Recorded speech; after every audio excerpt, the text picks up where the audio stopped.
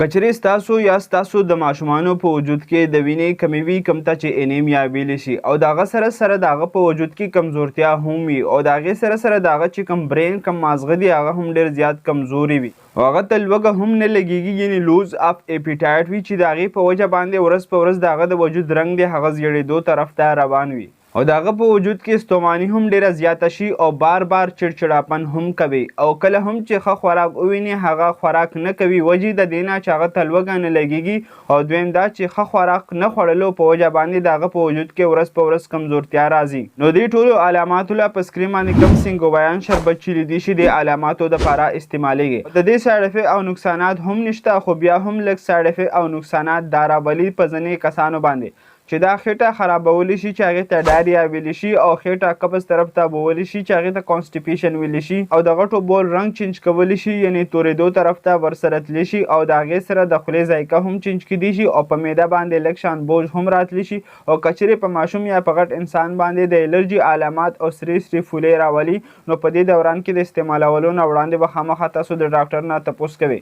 دا ویډیو جست د انفارمیشن یعنې معلوماتو دپاره ده چې میډیسن څه دپاره استعمالیږي او د دې نقصانات او د دې ممنوعات څه دي نو کچرې تاسو دغه شان ویډیوز کې انټرسټډ یې نو د هغې دپاره تاسو زموږ آی ډي فالو کولی شئ او دا ویډیو د خپل فرینډ سره هم شیر کولی شئ شکریه الله حافظ